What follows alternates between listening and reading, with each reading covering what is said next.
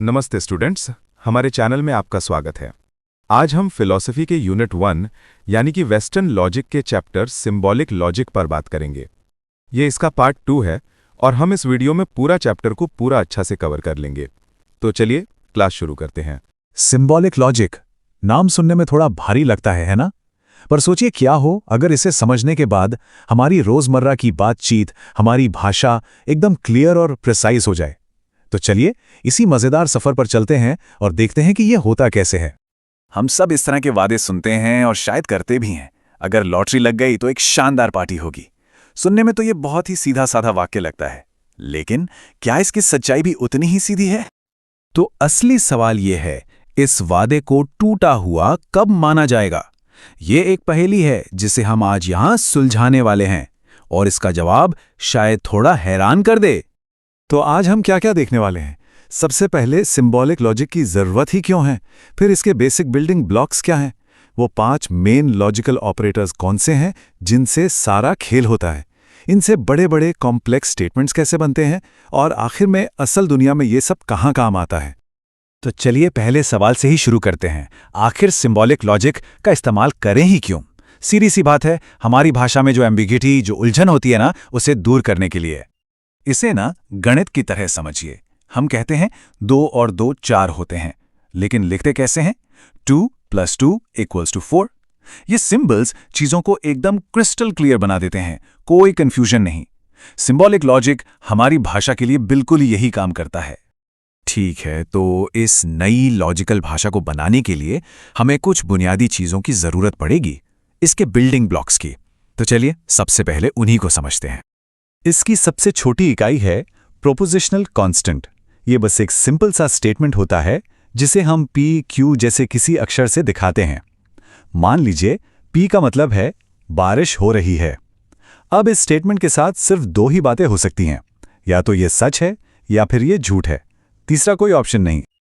अच्छा, अब हमारे पास बिल्डिंग ब्लॉक्स तो आ गए, पर उन्हें आपस में जोड़ने के लिए कुछ टूल्स भी तो चाहिए। तो चलिए अब उन 5 जादुई टूल्स को देखते हैं जो इन छोटे छोटे वाक्यों को जोड़ते हैं, बदलते हैं और नए मतलब बनाते हैं। इन्हें कहते हैं लॉजिकल ऑपरेटर्स। पहला और सबसे सिंपल है नेगेशन, जिसका सिंबल है नॉट। ये बस नॉट या नहीं का काम करता है। मतलब ये किसी भी स्टेटमेंट की सच्चाई को बस पलट देता है। अगर P सच है तो नॉट P झूठ होगा, बिल्कुल एक लाइट स्विच की तरह, ऑन का ऑफ और ऑफ का ऑन। अब यहां इस ट्रूथ टेबल पर नजर डालते हैं। देखिए, ट्रूथ टेबल बस एक चार्ट होता है जो दिखाता है कि अलग अलग हालात में कोई स्टेटमेंट सच होगा या झूठ। ये लॉजिक के नियमों को देखने का एक विजुअल तरीका है। तो यहां साफ दिख रहा है, अगर P ट्रू है तो नॉट P फॉल्स है, और अगर P फॉल्स है तो नॉट P ट्रू है। एकदम सीधा साधा। चलिए अब दूसरे ऑपरेटर पर आते हैं जिसका नाम है कंजंक्शन। इसका सिंबल है एंड और इसका मतलब होता है और। कंजंक्शन से जुड़ा कोई भी स्टेटमेंट तभी सच होता है जब उसके दोनों हिस्से सच हों। जैसे फिल्म देखने के लिए पैसे भी चाहिए और टाइम भी। एक भी चीज नहीं है तो बात नहीं बनेगी। अब इसके ट्रूथ टेबल को देखिए। यहां सिर्फ एक ही लाइन है जहां P और Q सच है। वो तब जब P भी सच हो और Q भी सच हो। बाकी हर कंडीशन में ये झूठ ही रहेगा।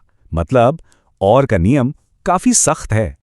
हमारा तीसरा ऑपरेटर है डिसजंक्शन, जिसका सिंबल है V और मतलब है या। ये कंजंक्शन से बिल्कुल अलग है। डिसजंक्शन से जुड़ा स्टेटमेंट सिर्फ और सिर्फ तभी झूठ होता है जब उसके दोनों हिस्से झूठ हों। अगर एक भी हिस्सा सच है तो पूरा स्टेटमेंट सच माना जाएगा। इसका टेबल देखिए, कंजंक्शन से बिल्कुल उल्टा। यहां सिर्फ एक ही केस में P और Q झूठ है, जब P और Q दोनों ही झूठ हो। बाकी हर हाल में ये सच है। और अब आते हैं उस ऑपरेटर पे जो अक्सर लोगों को सबसे ज्यादा कंफ्यूज करता है, पर सच कहूं तो सबसे मजेदार भी है, मटीरियल इंप्लीकेशन। इसका सिंबल है दिस और इसका मतलब है अगर तो। ये एक शर्त वाले वादे को दिखाता है, और हां, यही हमारी शुरुआती पहेली की चाबी भी है।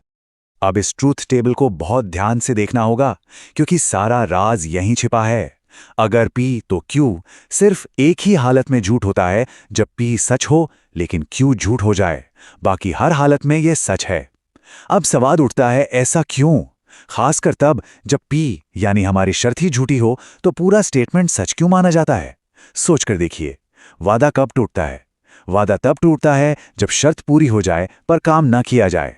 अगर शर्त ही पूरी नहीं हुई तो वादा तोड़ने का तो सवाल ही नहीं उठता, है ना? इसीलिए लॉजिक कहता है कि अगर वाला हिस्सा ही झूठ है तो कोई वादा नहीं टूटा और स्टेटमेंट को सच माना जाएगा। तो लीजिए, हमारी लॉटरी वाली पहेली का जवाब अब बिल्कुल साफ है। वादा सिर्फ और सिर्फ एक ही कंडीशन में टूटा माना जाएगा, जब पहला हिस्सा सच हो, यानी लॉटरी वाकई जीत ली जाए, लेकिन दूसरा हिस्सा झूठ हो, यानी पार्टी ना दी जाए। अगर लॉटरी जीती ही नहीं, मतलब पी फॉल्स है, तो फिर चाहे पार्टी हो या ना हो, वादा टूटा हुआ नहीं माना जाएगा। यही तो है लॉजिक की खूबसूरती।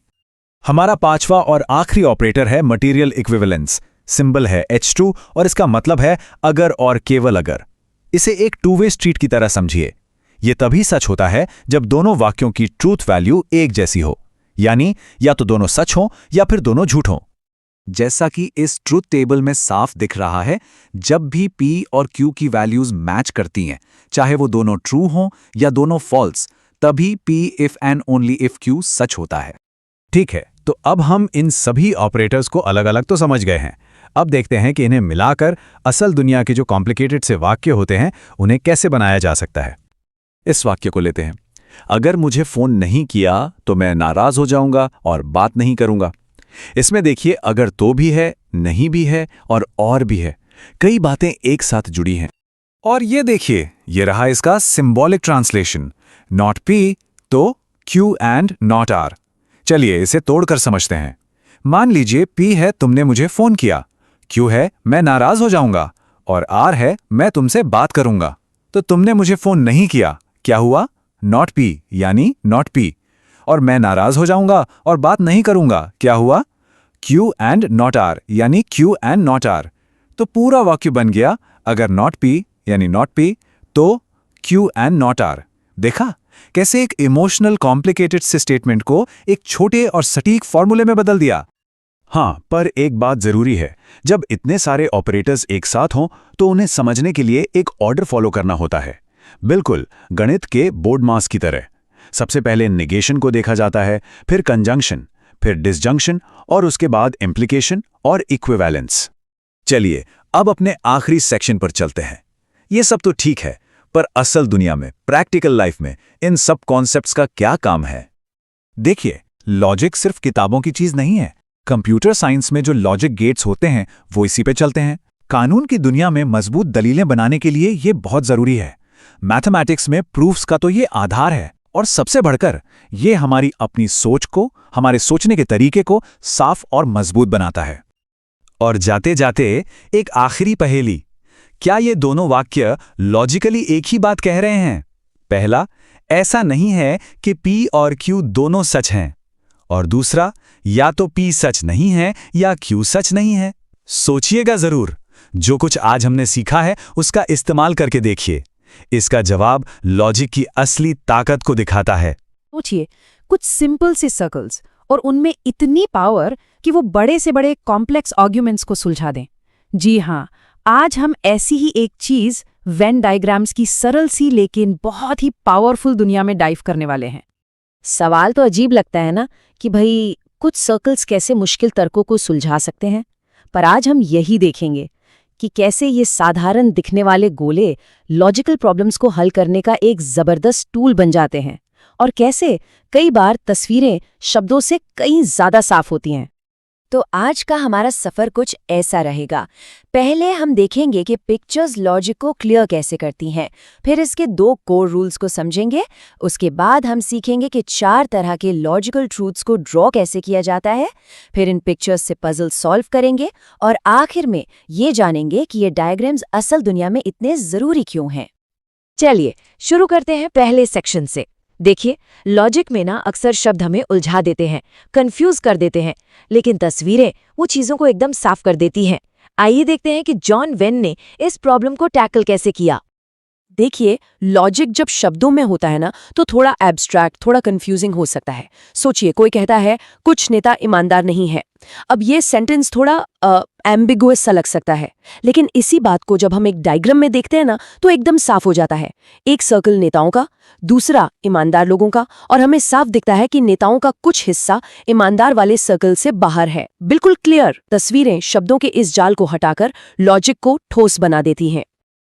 अच्छा, अब आते हैं इस पूरे सिस्टम की नींव पर। इसकी सबसे अहम बात, वेन डायग्राम्स केवल सिर्फ दो सिंपल रूल्स पर चलते हैं। और मैं बता रही हूं, अगर ये 2 रूल समझ आ गए ना तो समझिए वेन डायग्राम मास्टर कर लिया। तो पहला रूल है शेडिंग। बहुत सिंपल है। जब भी हम किसी एरिया को शेड करते हैं, मतलब उसको रंग देते हैं, तो इसका मतलब है कि वो एरिया बिल्कुल खाली है। नथिंग, जीरो, वहां कुछ भी एग्जिस्ट नहीं करता। ये रूल यूनिवर्सल स्टेटमेंट्स के लिए काम आता है, जैसे सभी ए बी हैं या कोई भी ए बी नहीं है। और दूसरा रूल है एक्स मार्क। ये शेडिंग का बिल्कुल उल्टा है। जहां भी हम एक एक्स बनाते हैं, इसका मतलब है कि उस एरिया में कम से कम एक चीज तो जरूर है, एटलीस्ट वन। ये पर्टिकुलर स्टेटमेंट्स के लिए यूज होता है, जैसे जब हम कहते हैं कुछ ए बी है। तो इन दोनों को एक साथ देखिए, एकदम क्लियर हो जाएगा। शेडिंग का मतलब यहां कुछ नहीं है, एरिया खाली है, और एक्स मार्क का मतलब यहां कुछ तो है, एटलीस्ट वन थिंग। एक एम्प्टीनेस दिखाता है, दूसरा एग्जिस्टेंस। बस यही 2 आइडियाज हैं जो इस पूरे सिस्टम को चलाते हैं। ओके, तो अब जब हम दोनों रूल्स जानते हैं, शेडिंग और एक्स मार्क, तो चलिए इन्हें आगे बढ़ाते हैं। इन रूल्स को लॉजिक के 4 मेन टाइप के स्टेटमेंट्स, जिनको प्रोपोजिशंस कहते हैं, उन पर अप्लाई करके देखते हैं कि आखिर काम कैसे करता है। और इसको आसान बनाने के लिए हम एक सिंपल सा एग्जाम्पल लेंगे। मान लीजिए हमारे पास 2 कैटेगरीज हैं, एक है डॉक्टर्स की और दूसरी है रिच पीपल यानी अमीर लोगों की। इन 2 सर्कल से हम हर प्रोपोजिशन को विजुअली आराम से समझ पाएंगे। तो ये रहे वो 4 प्रोपोजिशंस। चलिए एक एक करके इनको ड्रॉ करते हैं। पहला, प्रोपोजिशन ए, सभी डॉक्टर्स अमीर हैं। सोचने वाली बात है, इसका मतलब ऐसा कोई डॉक्टर है ही नहीं जो अमीर ना हो, तो हम डॉक्टर्स वाले सर्कल के उस हिस्से को शेड कर देंगे जो अमीर वाले सर्कल के बाहर है, क्योंकि वो एरिया खाली है। फिर आता है प्रोपोजिशन ई, कोई डॉक्टर अमीर नहीं है। इसका मतलब दोनों के बीच का जो कॉमन एरिया है ना, जहां एक अमीर डॉक्टर हो सकता था, वो बिल्कुल खाली है, तो हम उस ओवरलैपिंग हिस्से को शेड कर देंगे। अब प्रोपोजिशन आई, कुछ डॉक्टर्स अमीर हैं। यहां हमारा एग्जिस्टेंस वाला रूल काम आएगा। दोनों के कॉमन एरिया में हम एक एक्स लगा देंगे। यह एक्स दिखाता है कि वहां कम से कम एक अमीर डॉक्टर तो है। और आखिर में प्रोपोजिशन ओ, कुछ डॉक्टर्स अमीर नहीं हैं। यहां हम एक्स को डॉक्टर्स वाले सर्कल के उस हिस्से में लगाएंगे जो अमीर वाले सर्कल से बाहर है। सिंपल। ओके, रूल समझ लिए, प्रोपोजिशंस ड्रॉ कर लिए। अब आती है सबसे मजेदार चीज। अब देखते हैं कि इन सब को जोड़कर हम एक्चुअल लॉजिकल पजल्स को कैसे सॉल्व कर सकते हैं।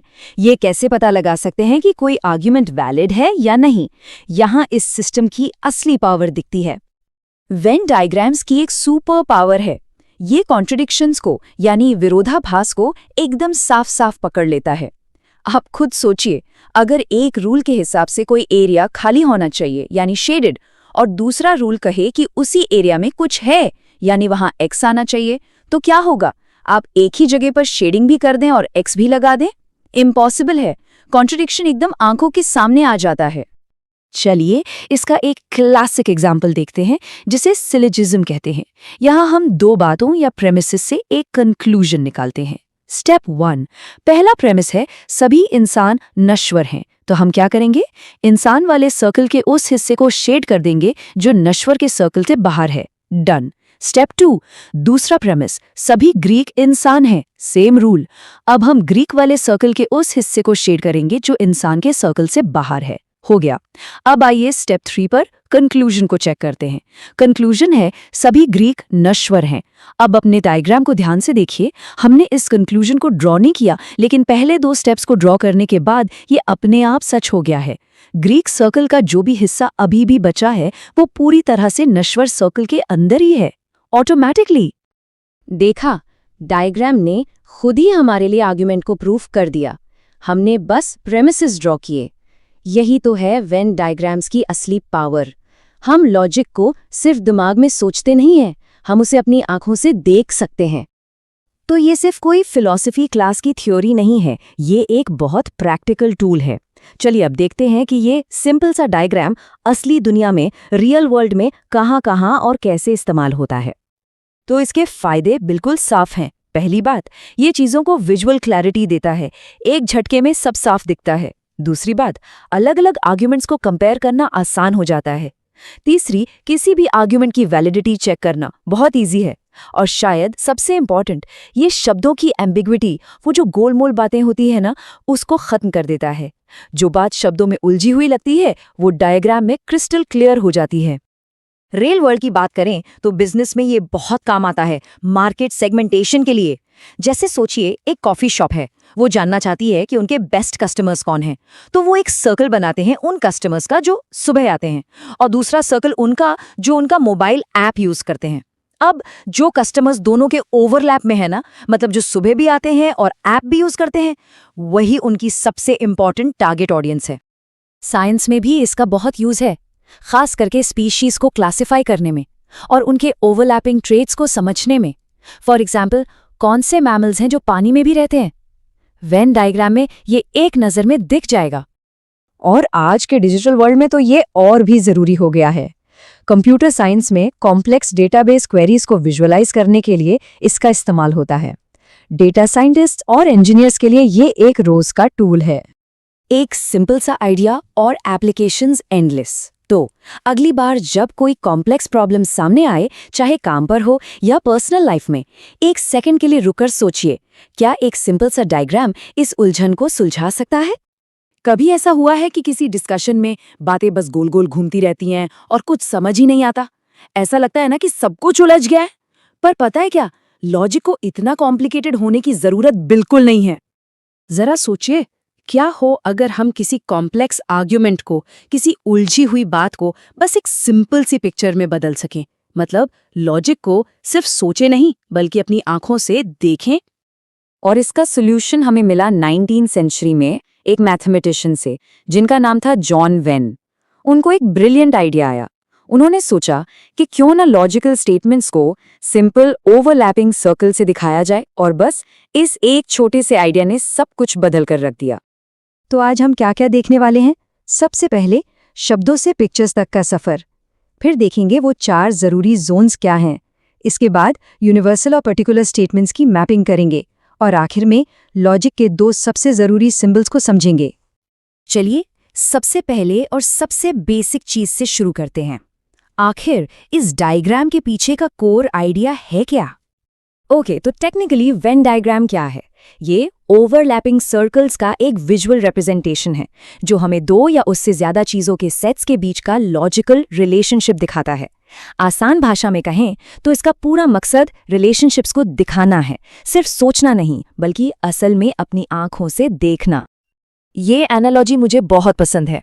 सोचिए, आपके पास 2 बॉक्स हैं, एक में फल है और दूसरे में खाने वाली चीजें। अब एक सेब कहा जाएगा, जाहिर है उस जगह पर जहां ये दोनों बॉक्स ओवरलैप करते हैं, क्योंकि सेब फल भी है और खाने की चीज भी। बस यही कॉमन एरिया, यही ओवरलैप वेन डायग्राम का दिल है।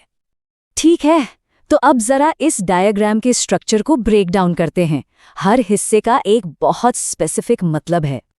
तो जब 2 सर्कल, मान लीजिए एक S के लिए और एक P के लिए, ओवरलैप करते हैं, तो वो असल में 4 अलग अलग एरिया बना देते हैं। पहला जोन है S का वो हिस्सा जो P में नहीं है, दूसरा है P का वो हिस्सा जो S में नहीं है, तीसरा है इंटरसेक्शन, मतलब वो हिस्सा जो S और P दोनों है, और चौथा है बाहर का एरिया जो ना S है और ना P। इन 4 जोन्स को समझना ये बेस है। आगे जो भी हम करेंगे वो इसी पर टिका है। तो अब आता है असली मजा। चलिए इस स्ट्रक्चर को यूज करके एक्चुअल लॉजिकल स्टेटमेंट्स को मैप करते हैं, और शुरुआत करेंगे यूनिवर्सल स्टेटमेंट से, यानी वो स्टेटमेंट्स जो किसी कैटेगरी की हर चीज पर लागू होते हैं। पहला यूनिवर्सल स्टेटमेंट है प्रोपोजिशन ए, ऑल एस आर पी, मतलब जो कुछ भी सर्कल एस के अंदर है वो सर्कल पी के अंदर भी होना ही चाहिए। एग्जाम्पल के लिए ऑल स्टूडेंट्स आर ह्यूमन। अब इस पर जरा सोचिए, अगर ये स्टेटमेंट सच है तो क्या कोई ऐसा स्टूडेंट हो सकता है जो ह्यूमन ना हो? नहीं, इम्पॉसिबल, राइट? तो इसे डायग्राम में दिखाने के लिए हम क्या करते हैं? हम एस सर्कल के उस हिस्से को शेड कर देते हैं जो पी सर्कल के बाहर है। शेडिंग का मतलब है कि ये एरिया खाली है, इट्स एम्प्टी, यहाँ कुछ भी एग्जिस्ट नहीं कर सकता। अब इसका ठीक उल्टा देखते हैं। दूसरा यूनिवर्सल स्टेटमेंट है प्रोपोजिशन ई, नो SRP। यहाँ दो कैटेगरीज के बीच कोई कनेक्शन ही नहीं है, जीरो ओवरलैप। जैसे no man is a stone, ये कंप्लीट सेपरेशन दिखाता है। दुनिया में ऐसी कोई चीज नहीं है जो एक ही वक्त पर इंसान भी हो और पत्थर भी। और इसे दिखाने के लिए हम बीच वाले हिस्से को, इंटरसेक्शन को शेड कर देते हैं। ये शेडिंग विजुअल प्रूफ है कि ये एरिया एम्प्टी है, कोई भी SP नहीं हो सकता। ओके, तो यूनिवर्सल स्टेटमेंट्स थे एम्प्टीनेस के बारे में कि कौन सा एरिया खाली है। अब आते हैं पर्टिकुलर स्टेटमेंट्स पर। ये एग्जिस्टेंस के बारे में है कि किसी एरिया में कुछ है। चलिए देखते हैं इसे कैसे दिखाते हैं। तो अब आता है सम का आइडिया। प्रोपोजिशन I है सम SRP। अब लॉजिक में सम का मतलब थोड़ा नहीं होता, इसका मतलब होता है एटलीस्ट वन, कम से कम एक। हम ये क्लेम कर रहे हैं कि कम से कम एक चीज एग्जिस्ट करती है। For example, some fruits are red, सेब, स्ट्रॉबेरी। हम जानते हैं कि कम से कम एक ऐसी चीज तो है ही जो फ्रूट भी है और रेड भी। तो एग्जिस्टेंस दिखाने के लिए हम एक नया सिंबल यूज करते हैं, एक X। सम SRP के लिए हम ये X ठीक बीच में, इंटरसेक्शन में लगाते हैं। ये X बताता है कि यहाँ कम से कम एक चीज मौजूद है। और ये रहा हमारी लॉजिकल पजल का आखिरी piece, proposition O, some S are not P। ये स्टेटमेंट कहता है कि S कैटेगरी का कम से कम एक मेंबर P कैटेगरी के बाहर है। जैसे some birds can not fly. Penguins के बारे में सोचिए या ऑस्ट्रिचेस के बारे में। वो बर्ड्स तो हैं, लेकिन थिंग्स दैट कैन फ्लाई की कैटेगरी में नहीं आते। तो एटलीस्ट वन बर्ड है जो उड़ नहीं सकता। इस केस में हम अपना X S सर्कल के उस हिस्से में रखते हैं जो P से ओवरलैप नहीं करता। ये X हमारे पेंगुइन या ऑस्ट्रिच को रिप्रेजेंट कर रहा है। ऑलराइट, हमने काफी कुछ देख लिया, तो चलिए अब एक क्विक रिकैप करते हैं और उन दो सिंपल लेकिन इनक्रेडिबली पावरफुल सिंबल्स को समझते हैं जो हमने अभी सीखे। तो बॉटम लाइन ये है, शेडिंग और X एक दूसरे के एग्जैक्ट ऑपोजिट हैं। शेडिंग का मतलब है एम्प्टीनेस, वो एरिया खाली है, वहां कुछ नहीं है। और X का मतलब है एग्जिस्टेंस, वहां कुछ है, एटलीस्ट वन थिंग। और सिर्फ इन दो सिंबल्स से हम लॉजिक के 4 मेन टाइप के स्टेटमेंट्स को विजुअली मैप कर सकते हैं। कितना कूल है ये। और आखिर में यही तो पूरी बात है। जो चीज शब्दों में कॉम्प्लिकेटेड और कंफ्यूजिंग लग रही थी, वो अब एक सिंपल क्लियर पिक्चर बन गई है। वेन डायग्राम सिर्फ एक ड्राइंग टूल नहीं है, ये लॉजिक को देखने का एक नया तरीका है। ऐसा कौन सा सबसे कॉम्प्लिकेटेड आइडिया है जिसे अब आप बस कुछ सर्कल्स की मदद से सिंपल बना सकते हैं? सोचिएगा जरूर। अच्छा, कभी सोचा है कि बड़े से बड़ा लॉजिक भी एक बिजली के स्विच जितना सिंपल हो सकता है? मतलब या तो ऑन या ऑफ, सच या झूठ। तो चलिए आज इसी सच और झूठ के खेल के नियमों को थोड़ा कुरेदते हैं। मतलब क्या हर चीज, हर सवाल, हर बयान, उसका अंजाम सिर्फ दो ही चीजें हो सकती हैं? या तो वो सच है या फिर वो झूठ है। आज की हमारी पूरी बातचीत इसी एक सीधे से सवाल पर टिकी है। ये सब शुरू हुआ जॉर्ज बूल नाम के एक कमाल के इंसान के साथ। उनका एक बहुत ही रेवोल्यूशनरी आइडिया था कि किसी भी स्टेटमेंट को, चाहे वो कितना भी कॉम्प्लिकेटेड क्यों ना हो, उसे सिर्फ दो हिस्सों में बांटा जा सकता है। या तो वो पूरी तरह सच है या पूरी तरह झूठ, कोई बीच का रास्ता, कोई ग्रे एरिया नहीं। तो इसी चीज को कहते हैं बूलियन इंटरप्रिटेशन। ये लॉजिक को देखने का एक ऐसा तरीका है जहां हर चीज बाइनरी है। यहां शायद या थोड़ा थोड़ा के लिए कोई जगह ही नहीं है, बस हाँ या ना, ऑन या ऑफ, ट्रू या फॉल्स। चलिए अब किसी भी आर्ग्यूमेंट के जो बेसिक बिल्डिंग ब्लॉक्स होते हैं ना, उनसे मिलते हैं। लॉजिक की दुनिया में ये 4 तरह के बुनियादी स्टेटमेंट्स होते हैं जिन्हें हम कैटेगोरिकल प्रोपोजिशंस कहते हैं। देखिए, मोटे तौर पर किसी भी तर्क को हम इन 4 ढांचों में तोड़ सकते हैं। पहला है यूनिवर्सल अफर्मेटिव, जो कहता है सभी S P हैं। दूसरा है यूनिवर्सल नेगेटिव, मतलब कोई S P नहीं है। और फिर वो स्टेटमेंट्स आते हैं जो सबके बारे में नहीं बल्कि कुछ के बारे में बात करते हैं, पर्टिकुलर अफर्मेटिव और पर्टिकुलर नेगेटिव। ये 4 टाइप्स आप समझ लीजिए लॉजिक की दुनिया के ABCD हैं। हर तर्क इन्हीं से मिलके बनता है। अच्छा, अब आते हैं कहानी के सबसे मजेदार हिस्से पर। एक ट्विस्ट है। क्या होता है जब हम ऐसी चीजों के बारे में बात करते हैं जो असल में है ही नहीं? यहीं पर बूलियन लॉजिक हमें हैरान कर देता है।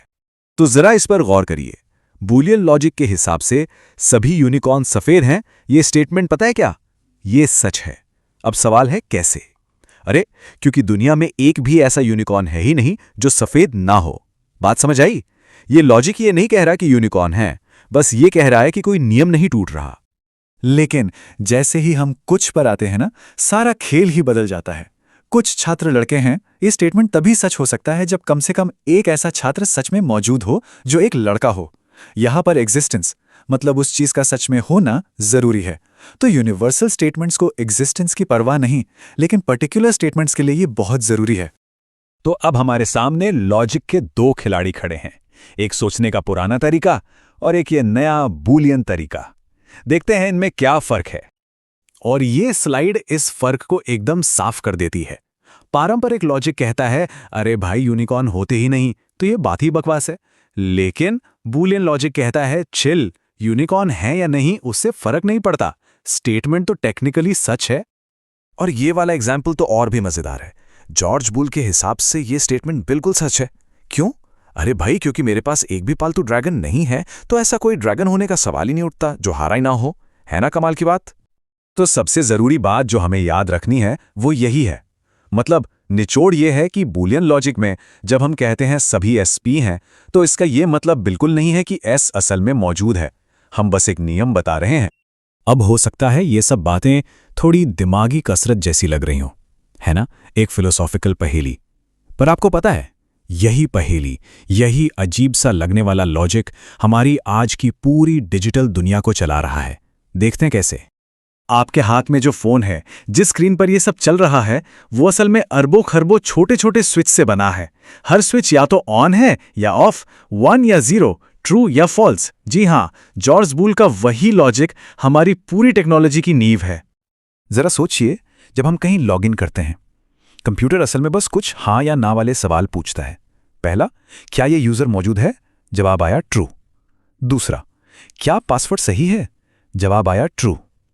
जैसे ही दोनों जवाब ट्रू होते हैं, सिर्फ तभी दरवाजा खुलता है। यही है बूलियन लॉजिक इन एक्शन, हर पल, हर सेकंड। तो चलिए आज की बात इसी एक बड़े सवाल पर खत्म करते हैं। अगर कोई चीज है ही नहीं और उसके बारे में कहा गया स्टेटमेंट सच हो सकता है, तो फिर सच का असली मतलब है क्या? सोचिएगा जरूर। तो स्टूडेंट्स, ये थी हमारी फिलॉसफी की क्लास सिंबॉलिक लॉजिक पर। अगले वीडियो में हम अपना चैप्टर इंडक्टिव लॉजिक डिटेल में पूरा करेंगे। तब तक इस पार्ट को रिवाइज करते रहिए। मैं मिलता हूं नेक्स्ट वीडियो में। तब तक के लिए पढ़ते रहिए, मुस्कुराते रहिए। धन्यवाद।